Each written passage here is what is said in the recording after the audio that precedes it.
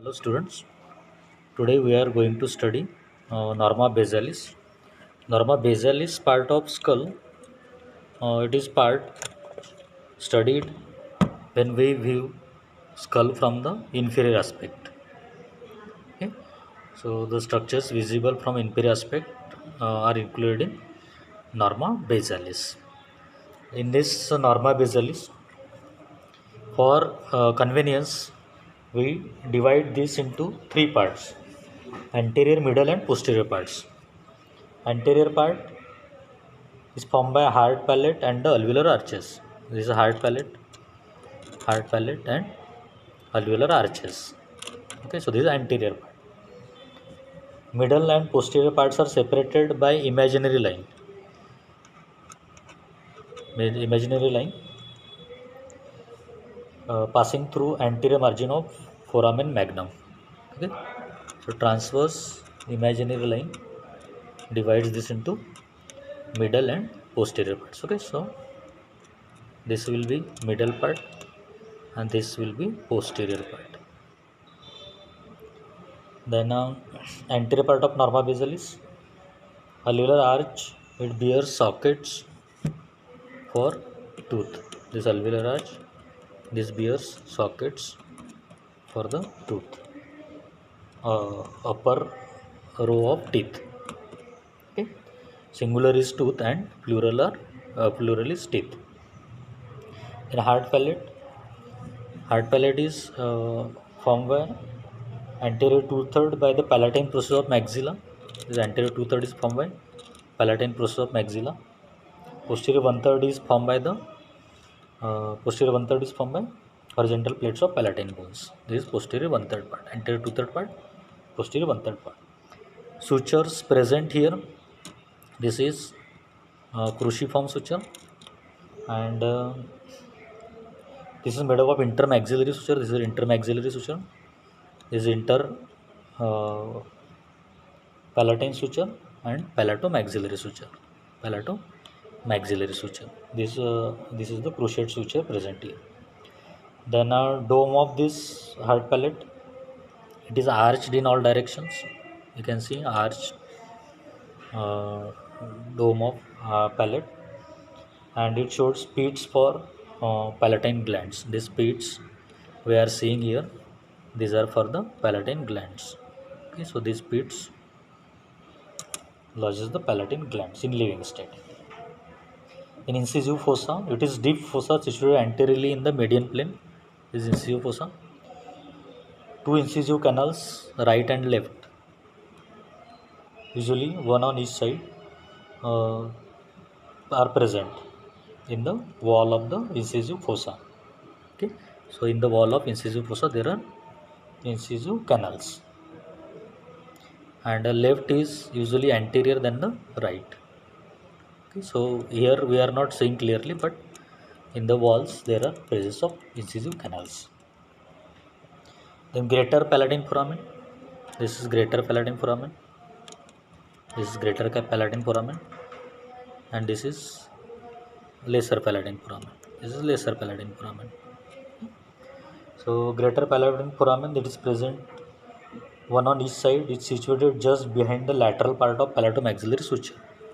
The palatomaxillary suture lateral part, behind this there is location of this uh, greater palatine foramen. Okay. Then this one groove leads from the foramen towards the incisive fossa. Okay. So one groove runs, means this is hidden, which runs towards the incisive fossa. Lesser palatine foramen, these are two or three in number. Here we can see lesser palatine foramen. Okay. And this lies behind the greater palatine foramen and perforate the pyramidal process of palatine bone. This is pyramidal process of palatine bone. Pyramidal process. Okay. So this is regarding lesser palatine foramen. Posterior border of the hard palate. This is posterior border of the hard palate. This is pre and presents posterior nasal spine. This presents posterior nasal spine here in the median plane. The palatine crest, its curved ridge near the posterior border. This palatine crest near the posterior border, and it begins behind the greater palatine foramen and runs medially. This greater palatine foramen starts from near the greater palatine foramen and runs medially. This is palatine crest. So this is regarding anterior part of the norma basalis. Then middle part of norma basalis. Middle part extends from posterior border of hard palate up to the imaginary transverse line from the condyles. Okay. Now passing through condyles and anterior margin of foramen magnum. Okay. Then median area, it is studied in the median area and lateral area. So median area and lateral area. This median area, this shows posterior border of femur. This is posterior border of femur, and broad bar of bone formed by fusion of posterior part of body of sphenoid and basilar part of occipital bone. Okay. So these are structures encountered in median part. Then femur separates the two posterior nasal apertures. This is femur bone and separates the posterior nasal apertures. Inferior border of this articulates with the bony palate. Okay, so this is inferior border. Okay. This is inferior. This is superior. This is inferior border articulates with the palate.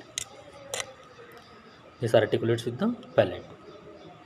Superior border splits into two ala and articulates with the rostrum of sphenoid bone. Superior border it forms the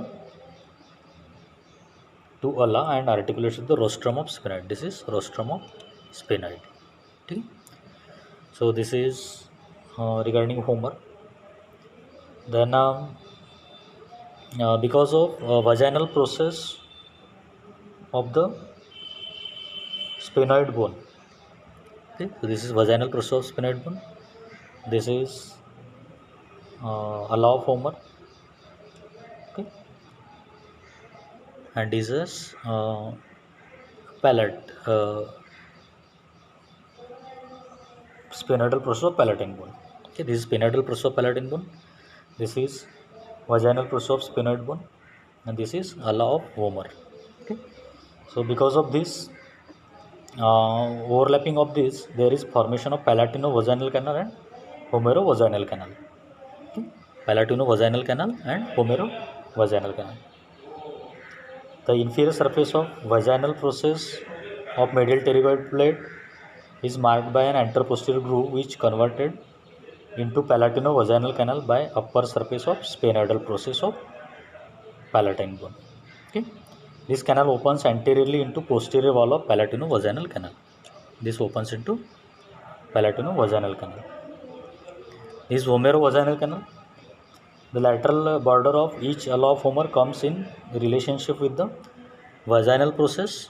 This vaginal process of medial pterygoid plate, and overlapping of these two is enclosed by the homero-vaginal canal. Okay, so overlapping forms the homero-vaginal canal. This is palatino-vaginal canal. This is homero-vaginal canal. Okay, broad bar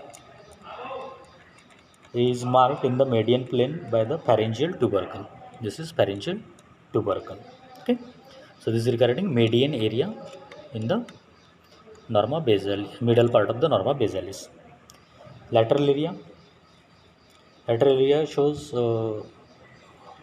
parts of sphenoid bone, that is pterygoid process. This is pterygoid process, and greater wing of sphenoid. This is greater wing of sphenoid bone. Greater wing of sphenoid. This is pterygoid process. This is greater wing of sphenoid bone, and parts of temporal bone, that is petrous temporal bone. This is petrous temporal bone. This is tympanic plate of temporal bone, and this is squamous part of temporal bone. This is squamous part of temporal bone. Okay, so these are structures visible here. Then pterygoid process projects downward from the junction of greater wing of and body of sphenoid. Okay, junction of greater wing and body of sphenoid. There is projection of this greater wing of pterygoid process. Inferiorly divides into medial and lateral plates. This is medial plate. This is medial plate, and this is lateral plate. Okay, and these are fused together anteriorly. Anteriorly, these are fused together. Anteriorly, these are fused, and posteriorly, these are separated. And uh, this is called as pterygoid fossa. This is called as pterygoid fossa. The fused anterior border of two plates articulate medially with the perpendicular plate of palatine bone. Okay, so medially this articulates with the perpendicular plate of palatine bone and separated laterally from the posterior surface of body of maxilla by pterygomaxillary fissure. And this is pterygomaxillary fissure. Laterally, this anterior fused part separated from the maxilla by pterygomaxillary fissure. This is pterygomaxillary fissure. Okay. So this then medial pterygoid plate is directed backward. This is medial pterygoid plate directed backward. It has medial and lateral surfaces and free posterior border. This is medial surface, this is lateral surface and free posterior border. Okay. Upper end of this border divides to enclose triangular depression called scaphoid fossa. Upper end is divided to be as the scaphoid fossa, triangular scaphoid fossa.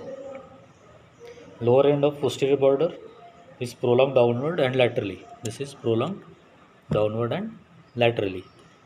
This, okay, and this forms the pterygoid hamulus. This forms the pterygoid hamulus. So this is pterygoid hamulus, and this is pterygoid fossa. Okay. Then lateral pterygoid plate directed backward and laterally. Okay. This is directed slightly laterally, backward and laterally. Then medial and lateral surfaces and pre-posterior border is there. This is a medial surface, this is lateral surface, and this is pre-posterior border. Okay.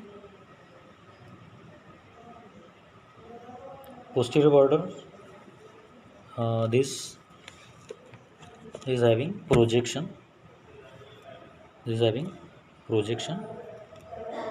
You can see this projection here. This is called as pterygospinous process, and this projects towards the spine of sphenoid bone. This projects toward the spine of sphenoid bone. This is spine of sphenoid. Okay, so this is pterygospinous process. Then infratemporal surface of greater wing of sphenoid bone. This is infratemporal surface of greater wing of sphenoid bone. This is pentagonal in shape. It is having anterior margin. This is anterior margin. This is anterior margin, which forms the posterior border of inferior orbital fissure. Posterior border of inferior orbital fissure. This is anterior margin. This forms the posterior border of inferior orbital fissure. Anterolateral margin forms the infratemporal crest. This forms infratemporal crest. Okay. Posterior lateral margin articulates with the squamous temporal bone. This articulates with the squamous temporal bone. Posterior medial margin articulates with the petrous temporal bone. Posterior medial margin articulates with the petrous temporal bone. This is petrous temporal bone. Okay, so this articulates posterior medially with petrous temporal bone. And anteromedially, it is with the pterygoid process. Anteromedially, it is continuous with the pterygoid process. Okay, this is anteromedial part. Is continuous with pterygoid process. And with the body of sphenoid. This is body of sphenoid. So this is pentagonal greater wing of sphenoid bone. Okay. Posterior most point between posterolateral and posterior medial margins project downward to form spine of sphenoid. This is spine of sphenoid between posterolateral and posteromedial margins. Then along the posteromedial margin, there is presence of foramina. This is foramen oval. This is large and oval shape and situated posterolateral to the upper end of posterior border of lateral pterygoid plate. Posterolateral to the upper end of lateral pterygoid plate. Okay, this is foramen oval. Foramen spinosum. This is foramen spinosum. This foramen spinosum is small and circular in shape and situated posterolateral to the foramen oval. Situated posterolateral to the foramen oval. And behind this there is spine of sphenoid. Sometimes there is emissary sphenoidal foramen or foramen vasalis. It is situated between foramen oval and scaphoid fossa. In between foramen oval and scaphoid fossa, there is foramen vasalis. Sometimes it is present. At times there is canaliculus innominatus between the foramen oval and foramen spinosum. Okay, so in between foramen oval and foramen spinosum, there can be uh, canaliculus innominatus. Okay, this is spine of sphenoid and it is sharply pointed or blunt. Okay, so it can be pointed or blunt. This is spine of sphenoid. Then this is sulcus tubae. This is groove between posteromedial margin of greater wing of sphenoid and the petrous temporal bone. In between petrous temporal and greater wing of sphenoid. This is sulcus tubae. It lodges the cartilaginous part of auditory tube. It lodges cartilaginous part of auditory tube. And posteriorly, this groove leads to bony part of auditory tube. Posteriorly, it will lead to bony part of auditory tube. Okay. So this is sulcus tubae which lodges the cartilaginous part of auditory tube. Inferior surface of the petrous temporal bone. This is called petrous because resembles a rock. Okay. So this is petrous temporal bone. This entire part is petrous temporal bone. It is triangular in shape. This is triangular in shape and apex is directed anteromedially, forward and medially. It lies between greater wing of sphenoid and the basi-occiput. This is occipital, basi-occiput. Okay. So greater wing of sphenoid, in between greater wing of sphenoid and basi-occiput, there is this petrous temporal bone. Then apex is perforated by the upper end of carotid canal. Apex of this petrous temporal bone. When we see the interior of the skull, then apex is pierced by the upper end of carotid canal. Okay. So this is pierced by the upper end of carotid canal. Then it is separated from the sphenoid by the foramen lacerum. This is separated. Apex is separated from the sphenoid bone by the foramen lacerum. Okay. This is called foramen lacerum because edges are not regular. Okay. And the inferior surface of this petrous temporal. It is perforated by the lower end of carotid canal. This is lower end of carotid canal posteriorly. Carotid canal runs forward and medially within the petrous temporal bone. Okay, so carotid canal runs forward and medially within the petrous temporal bone. Then this foramen lacerum, it is roughly 1 centimeter long, and it is lower end of this foramen lacerum. This is bounded posterolaterally by the apex of petrous temporal bone. This is apex of petrous temporal bone. Medially by basi-occiput and body of sphenoid. This is basi-occiput and body of sphenoid. Anteriorly by the root of pterygoid process. This is root of pterygoid process. And greater wing of sphenoid. This is greater wing of sphenoid bone. Okay. So this is foramen lacerum. Part of petrous temporal bone called tegment tympani is present in the middle cranial fossa, and its downturned edge, which is seen in the squamotympanic. This is squamotympanic fissure. Okay, so it divides this squamotympanic fissure into posterior petrotympanic part. This is squamotympanic fissure. This is posterior petrotympanic part, and anterior petrosquamous fissure. Anterior petrosquamous fissure. Okay, so this is squamotympanic fissure divided by the downturned edge of petrous temporal bone and divided into posterior petrotympanic part, and anterior petrosquamous fissure. Okay, then tympanic part of temporal bone. This is tympanic part of temporal bone. This is tympanic part of temporal bone.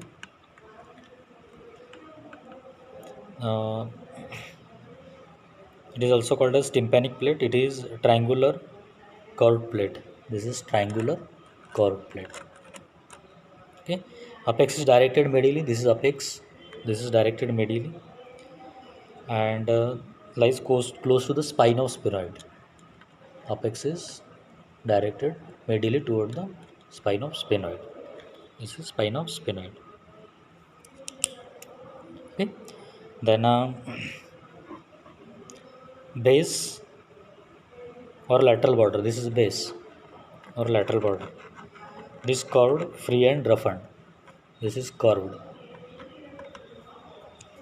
Anterior surface from the posterior wall of mandibular fossa. This forms the posterior wall of this is a entire part is mandibular fossa. Posterior part is formed by the tympanic plate. Anterior surface of tympanic plate. Posterior surface is concave and forms the anterior wall, floor and lower part of posterior wall of externoacoustic meatus. This forms the anterior wall, floor and lower part of the posterior wall of external acoustic meatus. This is external acoustic meatus. Okay, so posterior surface forms anterior wall, floor and lower part of the posterior wall of the external acoustic meatus. Its upper border bounds the petrotympanic fissure. Okay. Upper border bounds the petrotympanic fissure. Medially it passes along the anterolateral margin of the lower end of carotid canal. Okay. Medially it passes along the anterolateral margin of lower end of carotid canal. So this is medial, and laterally forms the anterolateral part of the sheath of styloid process. This forms the sheath of styloid process laterally. Okay. And internally this tympanic plate is fused to the petrous temporal bone. Internally it is fused to petrous temporal bone. So this is regarding tympanic part of temporal bone. Okay. Then squamous part of temporal bone. This is squamous part of temporal bone. This is squamous part of temporal bone. Anterior part of the mandibular fossa. This forms the anterior part of the mandibular fossa. Then there is articular tubercle which is continuous with the anterior root of zygoma. This is articular tubercle which continues with the anterior root of the zygoma. Okay. And this is small part which forms the posterior lateral part of roof of infratemporal fossa. This forms the roof of infratemporal fossa. Okay. So it forms part of mandibular fossa and roof of infratemporal fossa. So this is regarding squamous part of temporal bone seen in the lateral part of the middle part of norma basalis. Then posterior part of norma basalis, we study this into two parts, median area and lateral area. This is median area and this is lateral area. Okay. In median area We see the foramen magnum. This is foramen magnum. This is external occipital crest, and external occipital protuberance. This is external occipital protuberance. Okay.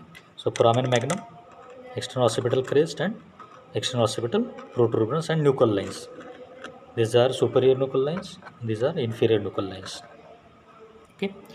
Foramen magnum. It is largest. This is largest foramen in the skull, and this is broad posteriorly and narrow anteriorly because of overlapping of the condylar processes. Okay, and it is superiorly it is continuous with the posterior cranial fossa, and inferiorly it is continuous with the vertebral canal. So this is regarding foramen magnum. Okay, so roughly oval in shape and broad posteriorly, then the anteriorly. This is external occipital crest extends from the middle of the posterior part of the foramen magnum and extends towards the up to the external occipital protuberance. Then external occipital protuberance, it is projection located at the posterior end of crest. Okay, at the posterior end of crest, it is easily felt in midline at the point where back of neck becomes continuous with the skull. Okay, at the junction of scalp and neck, there is this external occipital protuberance. We can palpate this external occipital protuberance here. The nuchal lines, superior nuchal lines, we already studied in norma occipitalis, and this runs backward and laterally, and then forward and medially. These are superior nuchal lines. In between the foramen magnum and external occipital protuberance, there are presence of these inferior nuchal lines. Okay, these are inferior nuchal lines. So this is regarding median area in the posterior part of the norma basalis. Then lateral area. This is lateral area. In lateral area, we see the condylar part of occipital bone. This is condylar part of occipital bone. This is squamous part of occipital bone. Squamous part of occipital bone. Then this is jugular part of the jugular process of the occipital bone. This is jugular foramen. This is jugular foramen. These are styloid process. This is styloid process. Styloid process. And the mastoid part of temporal bone.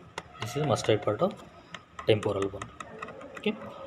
Then condylar part of occipital bone. Condylar part of the occipital bone presents the occipital condyles.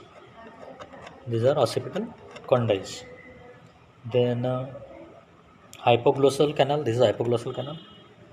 Then condylar canal or posterior condylar canal. This is jugular process. Jugular process present in the condylar part of occipital bone. Okay, so condylar occipital condyles. These are oval in shape. These are oval in shape. Direct long axis is directed forward and medially. Long axis is directed forward and medially. They articulate with the superior articular facet of atlas. These articulate with the superior articular facets of the atlas and forms the atlanto-occipital joint. This form atlanto-occipital joint. Then a hypoglossal canal or anterior condylar canal. These are anterior condylar canal.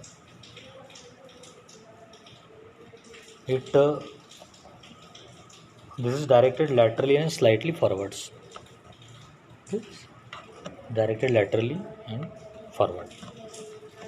These are hypoglossal or anterior condylar canals. Okay. Then condylar or posterior condylar canal.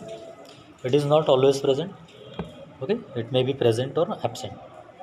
And these are present behind the occipital condyles, and superiorly it opens into sigmoid sulcus. In interior of the skull, it opens into sigmoid sulcus. These are jugular process of the occipital bone, lies lateral to the occipital condyles. Okay, and it forms the posterior boundary of jugular foramen. This forms the posterior boundary of this jugular foramen. This forms the posterior boundary of jugular foramen. This is jugular process. Okay, Then squamous part of occipital bone. This entire part is squamous part of occipital bone.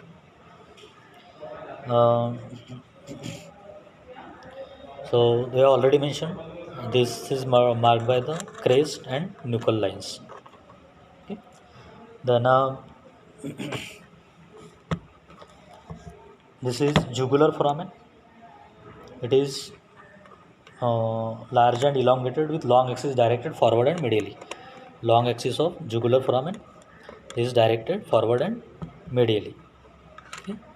So this is jugular foramen. This is jugular foramen. Okay. Then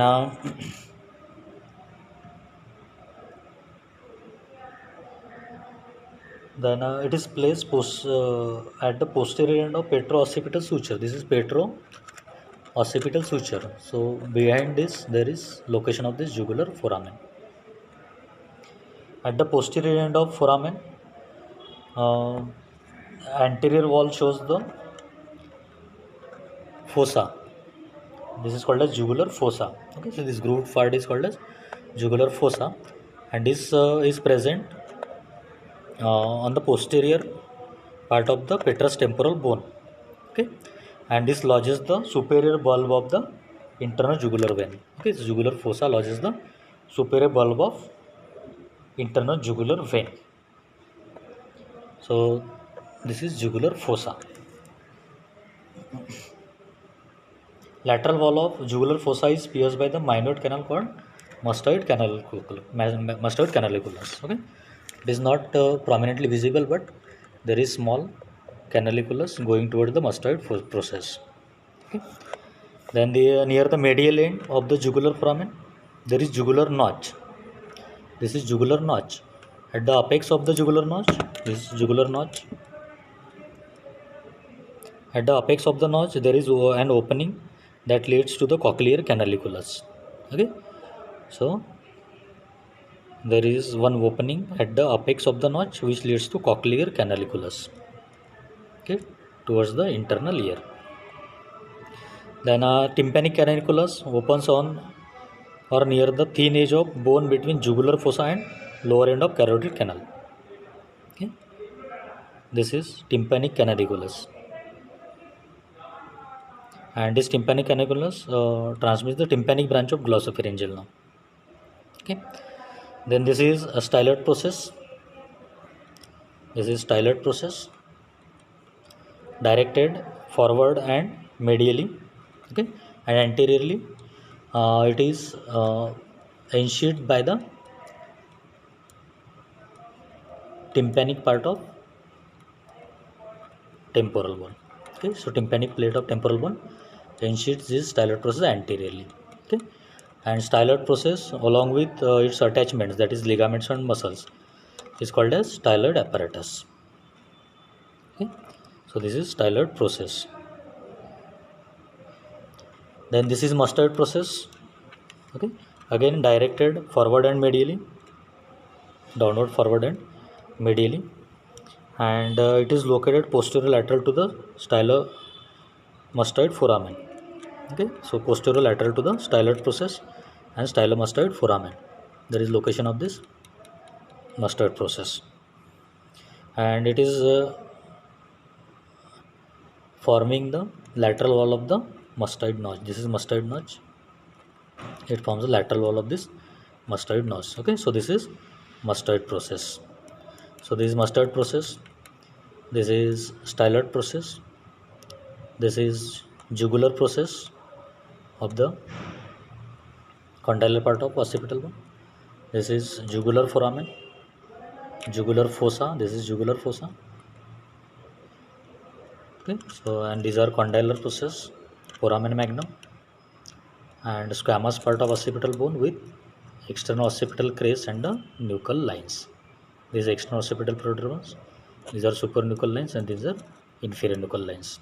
Okay, this is hypoglossal canal, and this is posterior condylar canal. Okay, so this is regarding the lateral area of the posterior part of the norma basalis. Okay, so this is entire regarding norma basalis part of the skull. Thank you.